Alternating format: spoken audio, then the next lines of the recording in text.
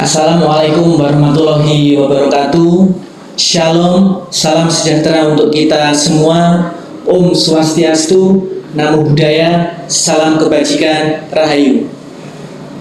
Selamat datang di podcast terbaru Badan Kesbangpol Kulon Progo, yakni podcast Pojok Kesbangpol. Kali ini bersama saya, Yoris, yang akan menemani pemirsa semua dalam podcast berkualitas tentunya. Narasumber kali ini sangat luar biasa, yakni salah satu pelaku UKM tersukses di Kulon Progo, salah satu pemilik warung kopi tersukses teramai di Kulon Progo, dan tentunya ya Mas, salah satu warung kopi paling enak di Kulon Progo. Enggak mas banyak. Selamat datang Mas Taufik Budi Laksono. Terima kasih Mas Yoris sudah mau mengundang ke sini. Owner Tosca Cafe Roastery.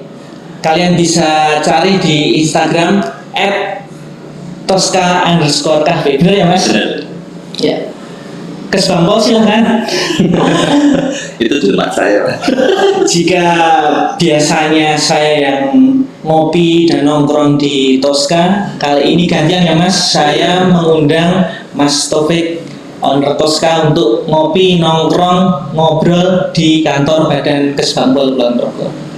Ya, kali ini kita mau ngobrolin tema menarik Mas. Kita mau ngobrolin tema menarik, yaitu ketahanan ekonomi Kulon Progo melalui geliat UKM. Nah, seperti yang kita ketahui, pada saat krisis 98, pada saat krisis COVID-19 kemarin, UKM tetap bisa survive ya Mas, bertahan, bisa tetap memutar roda perekonomian nasional, dan bahkan ya Mas, tetap bisa membuka lapangan pekerjaan. Nah, di sini itu peran pemerintah sangat penting. Di Pemkab Kulon Progo sendiri itu ada program Bela Beli Kulon Progo yang mempunyai makna singkat.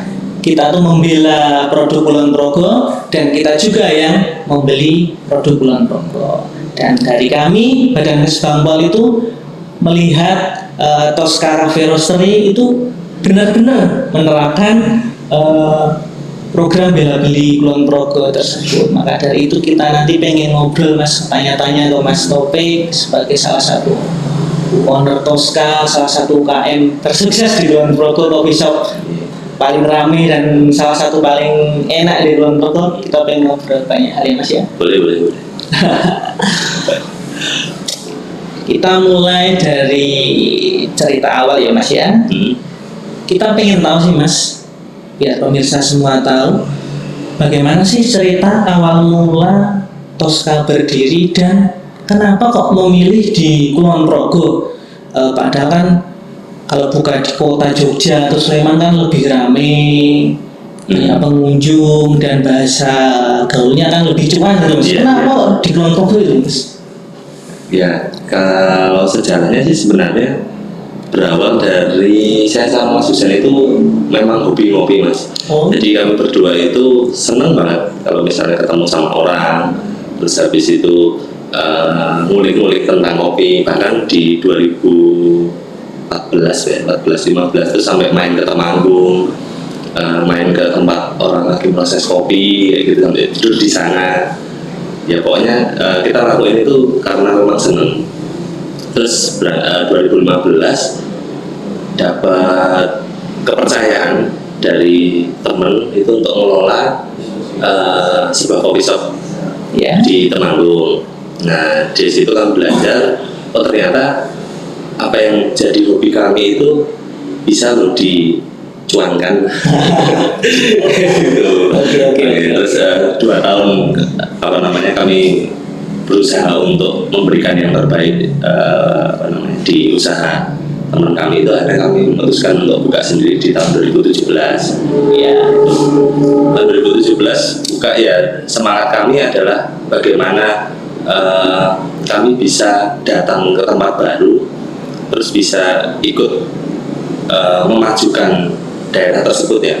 Jadi semangat itu sih yang jadi awal landasan kami untuk menerapkan kalau yang sekarang istilahnya di Kulon Progo itu bela-beli Kulon Progo. Iya, bela-beli Kulon Progo. Nah, kami semangatnya dari 2017 itu. Jadi kami datang ke sini posisinya sebagai pendatang, terus nggak kenal siapa-siapa. Nah, kami pengen tuh ngerangkul warga-warga lokal, ngerangkul masyarakat lokal untuk ya paling nggak, ayolah kita maju bersama, ayolah kita nyari duit di sini ya kita buang di sini gitu, atau nyari duit di luar ya kita buangnya di Kulon Progo kayak gitu. Jadi secara nggak langsung dengan semangat itu ya geliat ekonomi saya pribadi yakinnya akan bisa lebih baik lagi gitu. Dengan semangat pokoknya kita nyari uang ya buangnya di daerah asal kita gitu.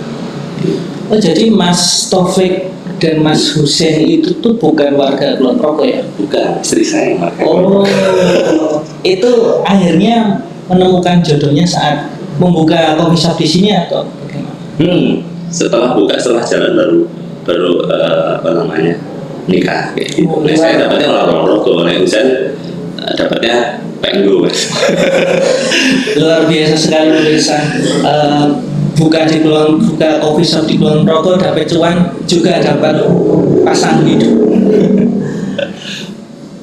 Dan yang masih menjadi pertanyaan, Mas, kenapa Kulon Progo, Mas? Kenapa buka di Kulon Progo? Kalau kenapa buka di Kulon Progo itu sebenarnya yang pertama insting, Mas. Jadi awalnya tuh pengen buka di Jogja, karena kan saya tinggalnya dulu di Gamping ya, tinggal tahun bulan itu di Gamping. Terus habis itu pengennya buka di daerah UMY. Nah, setelah riset survei, kok berat ya? Berat di modal. Akhirnya berhubung saya juga kerjanya waktu itu kan di Sentulu, di Auti Center itu. Nah, pulang dari ngajar itu nyoba untuk survei lah area Kulon Progo ini. Kita coba lihat dulu. Di sini ada coffee shop nih, dia juga coffee shop juga, tapi kok belum banyak yang ramai. Akhirnya kami pelajari pasarnya, kami analisis lebih lanjut. Nah, insting itu diperkuat sama data, gitu. Akhirnya bukalah di Kulon Progo. Saya tuh jadi saksi loh, Mas, bagaimana perkembangan coffee shop atau warung kopi di Kulon Progo. Saya tuh ingat di 2016 tuh baru ada secangkir kopi itu ya, Mas, ya, itu sama mampir kopi. Oh ya, ada 2. Terus saya baru kenal Tosca tahun 2017 saat masih di ruko kecil itu. Pemirsa, saya menjadi saksi perjuangan Tosca dimulai dari ruko kecil, kemudian pindah ke ruko yang lebih besar, dari pakai Ropresso ya, Mas. Sekarang udah memakai Lamar Cukup, mesin kopi terbaik, satu mesin kopi terbaik ya. Terus gini, Mas, saya kan tadi cerita sering ngopi di Tosca ya.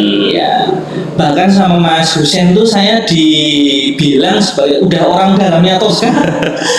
Udah orang dalamnya Tosca, mungkin udah dibilang pelanggan VIP mungkin, dan keluarga besar lah. Dan bahkan ada loh, Mas, teman saya itu yang mengira tuh saya nanam saham di Tosca, Mas. Invest di Tosca gitu. Tapi sebenarnya saya ya keluarga besarnya Tosca aja, dan sering ngopi di Tosca. Nah, karena saya sering ngopi di Tosca, Mas, saya itu kan melihat dari dulu ya, Mas. Dari dulu tuh ada yang menarik dalam konsep usahanya Tosca ya, Mas. Kalian tuh kalau nggak salah memakai biji kopi dari Kulon Progo ya, Mas, di Samigalo, di Pegunungan Menoreh ya. Terus di produk-produk kalian tuh menamai dengan nama-nama kearifan lokal Kulon Progo. Dan ini contohnya, pemirsa, es kopi ini dinamakan es kopi Kali Bogowonto ya, Mas. Es kopi Kali Bogowonto.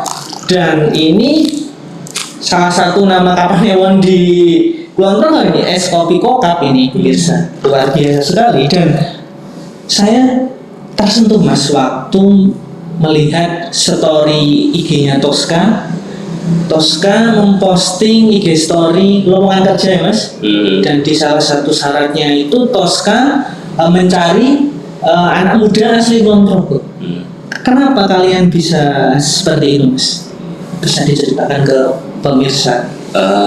Gini Mas, saya berangkat dari kepercayaan bahwasanya masyarakat Kulon Progo itu hebat ya, masyarakat Kulon Progo hebat. Dia nggak kalah SDM-nya sama masyarakat lain yang ada di Jogja, meskipun jarak dari Kulon Progo ke Jogja kan jauh ya. Kayak gitu. Tapi kadang itu saya tuh sering, soalnya saya sering menemukan beberapa teman-teman saya itu yang kadang itu minder gitu, masuk kerja di kayak gini, kerja di kayak gini. Nah itu saya pengen bangkitin kepercayaan mereka. Salah satunya cara konkret yang kita lakukan ya, semua tim yang full time, yang posisinya itu full time itu wajib dari Kulon Progo. Sambil sekalian kita memberikan edukasi kepada mereka, sekalian ngajarin skill. Siapa tahu teman-teman yang dari Kulon Progo ini juga bisa berkembang, terus akhirnya mereka buka usaha sendiri yang kayak gitu-gitu itu. Nah kami berangkatnya ya dari percaya itu, terus semangat untuk mencerdaskan kehidupan bangsa meskipun itu tugas negara ya. Salah satu yang kami bisa bantu yaitu kami memberikan mereka skill-skill terutama yang kaitannya dengan kopi, supaya nanti bisa digunakan, entah itu nanti digunakan di Tosca atau digunakan setelah keluar dari Tosca ya, kayak gitu sih Mas. Tapi ya kami pengennya ya semua tim itu ya dari Kulon Progo. Luar biasa sekali pemirsa. Cerita dari Tosca kenapa memakai SDM lokal Kulon Progo, dan yang belum terjawab kenapa memilih kopi di Pegunungan Menoreh. Salah satunya ya saya juga pecinta kopi kan Mas. Saya sering keliling juga untuk mencari kopi. Saya tahu ada petani kopi terkenal di Surabaya, Mas Win ya. Iya, Mas Win. Ya, apa yang membuat Tosca juga memakai produk Kulon Progo? Kalau ada yang deket, kenapa yang harus yang jauh? Iya nggak? Maksudnya ketika kopinya ada dari Kulon Progo, kenapa nggak dipakai? Kenapa kita harus datangin dari jauh? Misalnya gula, kayak misalnya kopi kokap ini kan kita pakai gula dari kokap. Ya, gula aren, gula kelapanya itu dari kokap. Nah, cuman kami juga ada kendala nih di kopi sebenarnya. Jadi kopi di Pegunungan Menoreh yang di area Kulon Progo itu sering habis Mas. Jadi kami itu udah putus stok setahun lebih ya.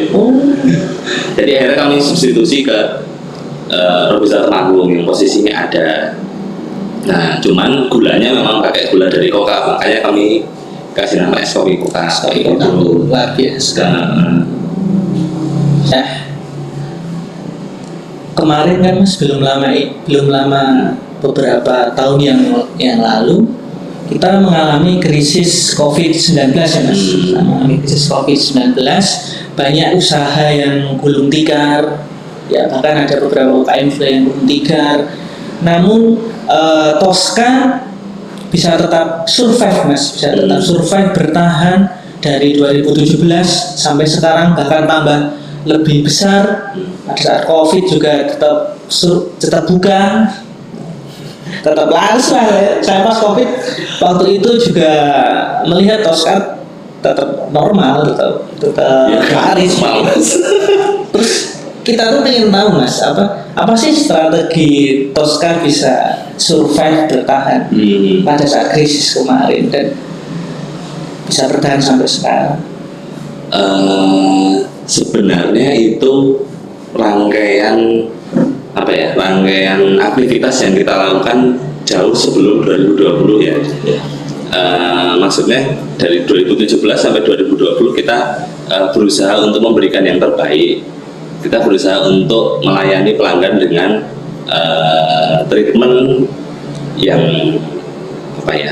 kalau di resto besar itu yang fine dining lah kayak gitu ya.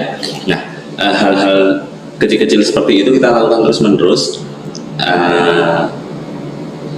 Efeknya akan muncul ketika ada pandemi ini. Jadi Tosca ini secara nggak langsung sudah ada di benak masyarakat ketika masyarakat Kulon Progo ketika ingin nyari kopi ya ke Tosca, ya gitu. Nah, ketika pandemi ada, sebenarnya hal-hal yang kita lakukan itu mirip-mirip kok Mas dengan beberapa teman-teman lain UKM lain yang ada di Kulon Progo atau ada yang di Jogja. Kami akan melakukan penjualan itu dengan mengandalkan online food. Kami akan melakukan penjualan dengan menggunakan jasa pengantaran takeaway yang jasa pengantaran gratis. Misalnya pesan dari rumah itu boleh pesan dari rumah, nanti kami yang antar kayak gitu. Mirip ya Mas sebenarnya. Ya, cuman keputusan pelanggan untuk memilih itu kan kami treatment dari jauh sebelum itu. Nah, kami tinggal memanfaatkan bukan manfaat, tinggal memberikan kemudahan akses bagi mereka ketika lockdown atau apa gitu dengan cara-cara seperti itu. Jadi mereka tetap bisa ngopi. Ketika ngopi ya yang ada di pikirannya adalah Tosca. Dan saya tuh juga melihat Mas, saya kan ya udah ngopi di seluruh Kulon Progo. Saya tuh menilai Tosca tuh pelayanannya paling baik, paling ramah itu loh Mas. Murah senyum, ramah. Apa yang membuat pemilik Tosca menerapkan sistem itu? Kan ada loh Mas yang model jual kopinya pelanggannya disuruh ambil sendiri, dipanggil itu tuh Mas ya, sampai nggak diantar gitu. Terus ya kadang ada yang jutek gitu. Kenapa Tosca menerapkan yang ramah, murah senyum dan diantar? Kenapa? Kalau diantar nggak diantar itu sih sebenarnya pilihan ya Mas. Kami kan juga dari awal ngeriset kultur masyarakat, ya meskipun risetnya sederhana ya, kami ngeriset kultur masyarakat Kulon Progo di mana mereka itu senang dengan obrolan-obrolan, senang dengan kumpul-kumpul, masih guyup yang seperti itu loh. Makanya ketika kami buka di sini ya kami tidak menerapkan sistem ambil sendiri. Meskipun di Jogja itu sudah terbiasa Mas, sudah terbiasa untuk dikasih, misalnya habis pesen habis itu dikasih yang kayak pager itu, terus nanti mereka ambil sendiri, itu sudah terbiasa. Cuman kami mulainya dari sini ya karena melihat kultur masyarakatnya yang tadi itu senang ngobrol, senang kayak gitu ya, akhirnya kami putuskan untuk tetap diantar. Nah, kalau soal pelayanan yang ramah itu sebenarnya itu standar wajib ya Mas, standar dasar deh. Iya, gimana produknya enak, pelayanannya ramah, itu kan standar dasar kita di bisnis F&B ya. Kalau misalnya dua itu nggak terpenuhi ya wajar, kalau misalnya gagal itu hal yang wajar kayak gitu. Makanya kami juga menerapkan SOP yang ketat untuk pelayanan ya karena itu. Selain kami juga manusia. Iya Mas, artinya ketika kami manusia, kami pengen diperlakukan seperti manusia. Diwongke ya Mas. Diwongke. Ketika kami ingin diperlakukan seperti manusia, ya kami memperlakukan orang lain juga seperti manusia. Dan apakah itu seperti yang dikatakan Mas Topek tadi, rebranding Tosca sebelum jauh-jauh hari sebelum pandemi, agar orang tuh kalau ingat ngopi itu di Tosca seperti itu Mas? Bukan rebranding ya Mas, tapi gimana ya? Kami tuh melakukan apa yang jadi hal-hal yang sama setiap harinya gitu Mas. Artinya hal-hal baik yang sama setiap hari ketika memberikan pelayanan ramah ya setiap hari sampai 3 tahun, sampai 5 tahun, 10 tahun juga kami akan melakukan hal yang sama. Dengan tujuan sebenarnya kami pengen menambah keluarga besar kami loh. Luar biasa semua. Di luar cuan. Ya, cuan wajib, keluarga besar, punya keluarga besar. Ya, gitu. Ketika punya keluarga besar kan otomatis ketika kami mau buka di mana itu kan lebih mudah ya Mas. Iya. Karena sudah terkenal. Oke. Ya. Oke Mas, selanjutnya Tosca itu cerita tadi di awal buka tuh ya pengen lah menerapkan program bela beli Kulon Progo tersebut ya, pakai produk Kulon Progo, menjual di Kulon Progo, memakai tenaga lokal di Kulon Progo.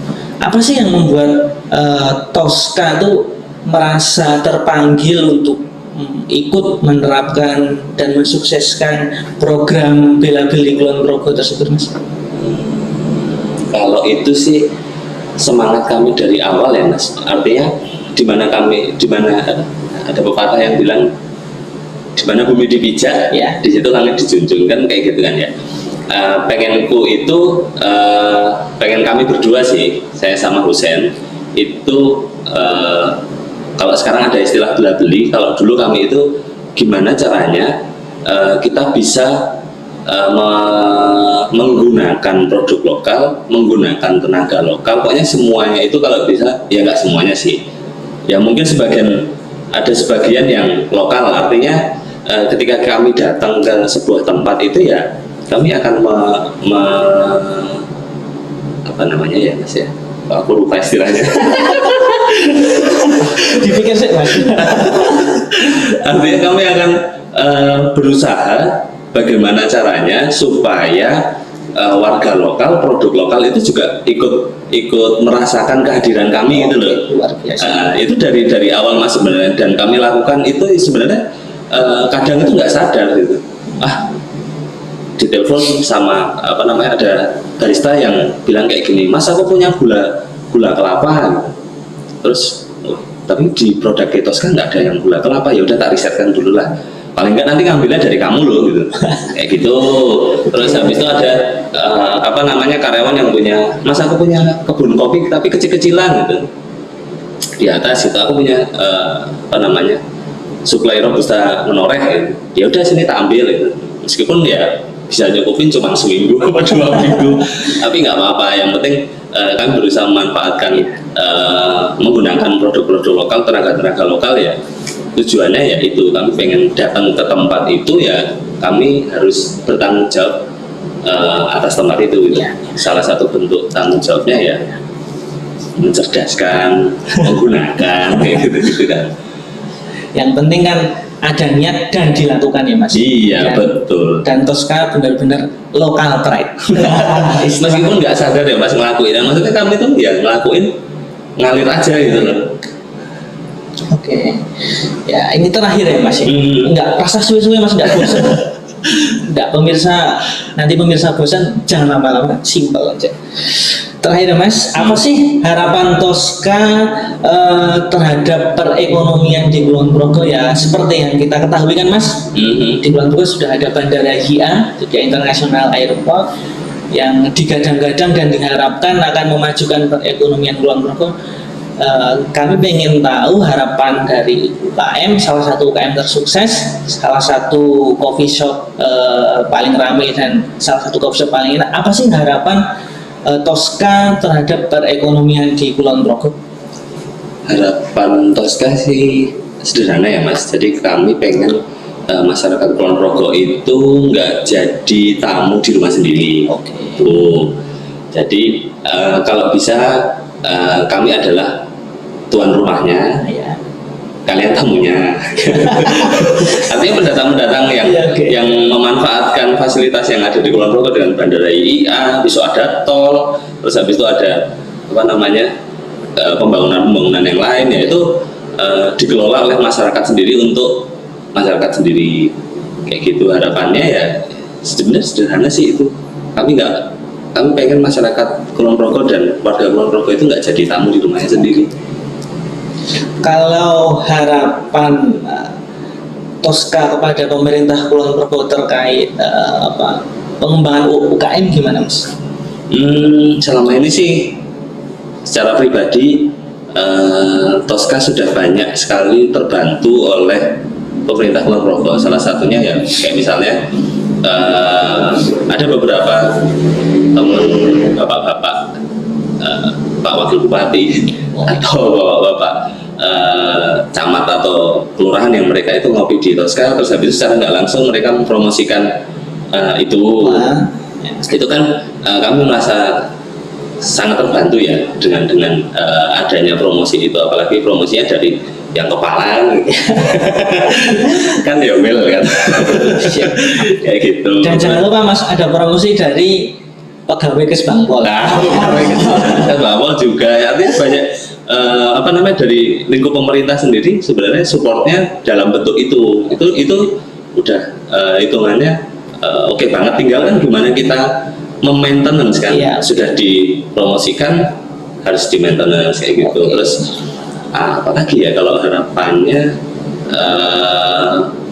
mungkin itu sih Ya mungkin gini Mas, harapannya pasti setelah podcast ini banyak ASN pejabat di Kulon Progo yang ngopi di Tosca tentunya. oh Ya kan, itu Mas? harapan saya real untuk nyari cuan ya. Tapi kalau misalnya untuk pemerintah sih ya harapannya supportnya lebih tepat sasaran aja. Kalau misalnya memberikan pelatihan ya pelatihan yang sesuai, jangan misalnya kayak gini ya, aku tuh pernah nemu kayak gini loh Mas, memberikan pelatihan untuk marketing dulu tapi produksi dan lain-lainnya belum. Oh. Yang kayak gitu-gitu tuh artinya yang produksi dulu kuat nanti baru pemasaran kan karena bisa balik-balik. Masih kebalik ya Mas. Tapi nggak apa-apa kayak gitu itu sudah support, oke. Tinggal caranya aja yang Iya. dibenahi. Ya mungkin pemerintah Kulon Progo harus rutin menerima masukan-masukan dari pelaku utama ya Mas tentunya ya. Ya kadang bingung juga sih Mas Iya. mau masukin ke siapa. Memberikan masukan ke siapa. Ya lewat podcast ini juga, setelah podcast Ya. ini ada masukan bagus Boleh. untuk pemerintah. Nah, pemirsa, sampailah kita di penghujung acara. Cerita Tosca sangat-sangat menginspirasi untuk siapa saja, dan kami berharap anak-anak muda di Kulon Progo akan seperti owner Tosca yang benar-benar menerapkan bela beli Kulon Progo, membela produk Kulon Progo dan membeli produk Kulon Progo. Dan terakhir, jangan lupa kalau ngopi tetap di Tosca. Benar kan Mas? Benar dong.